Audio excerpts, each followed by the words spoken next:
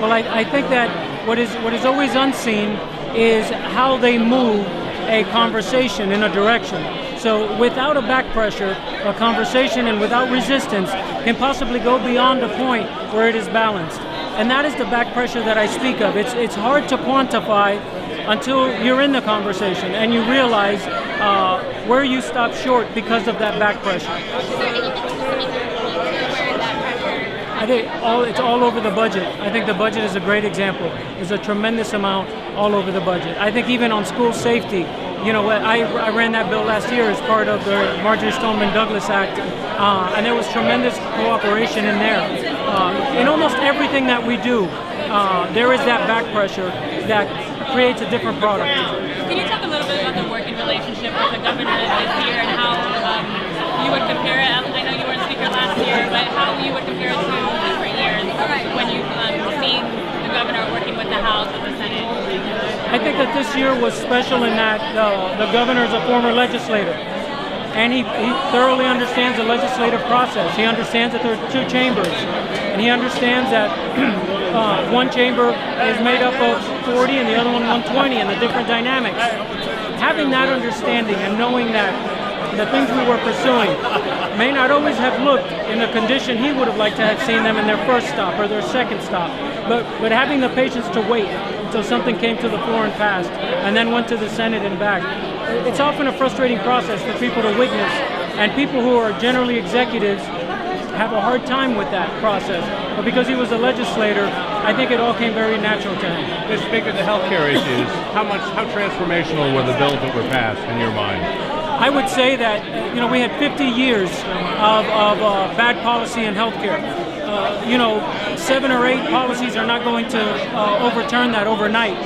But I think that these things will begin to turn the tide. Technologies like telehealth that will allow people to stay out of urgent care because their child has a sore throat, or will be able to see doctors from all over the country from the comfort of their home, I think will reduce costs and increase access significantly, particularly for the most poor.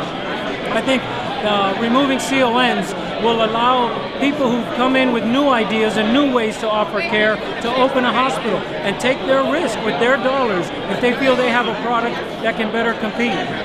I think prescription drugs is a game changer. We need the president to certify some of these distributors that will be applying, but if we can do that, it's an absolute game changer. And having some procedures done in a surgical center rather than in the hospital setting reduces costs significantly. So some of them we will see immediately. Some of them will take time as the technology develops and opens up. And nurse practitioners was probably the one thing that you wanted that you didn't get there. Are you going to work on the governor on that over the next year? Absolutely. I think there's a problem with perception on that issue. People believe that we want nurse practitioners to be doctors, and we don't. We want them to be able to practice to the full extent of their training. But there's a perception issue, and I think we have to keep working hard at it. A lot of these issues that we were able to get across the finish line this year, we've been fighting on for decades.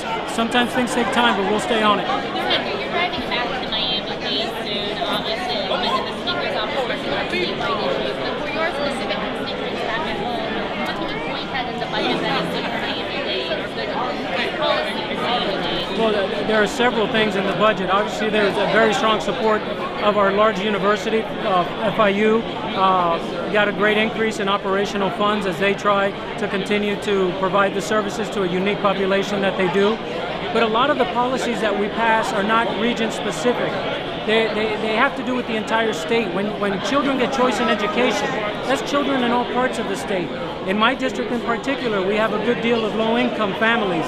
That is going to impact them significantly. When we change healthcare the way we've started to change it, that is going to impact everyone's budget, but particularly low-income constituents. And so the things that we pursue are those things that certainly can help our area, but that help as a whole the state. Because when you help all the citizens of the state, you help every area. This year we saw a couple of states pursuing stricter abortion restrictions. Do you imagine the House taking up what it did with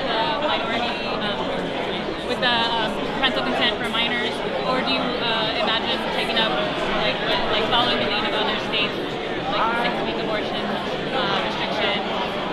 I think, as you saw, it's a contentious issue, but it's one that we believe in. We believe in the sanctity of life. and we will continue to pursue it so long as we're in the majority and beyond. And this is kind of obscure. In the implementing bill, there was a line for the gas pump stickers where it would only be, you could only use like letters, numbers, no images. But what was that specific to? It's documentation, I imagine. I mean, we have many legal documents, many official documents. I think that our official documents should look like our official documents. I've never been a fan of specialty plates because I thought we don't specialize our birth certificates. We don't put special messages on our Social Security. I think official documents are official documents. They should stay that way. Thank you.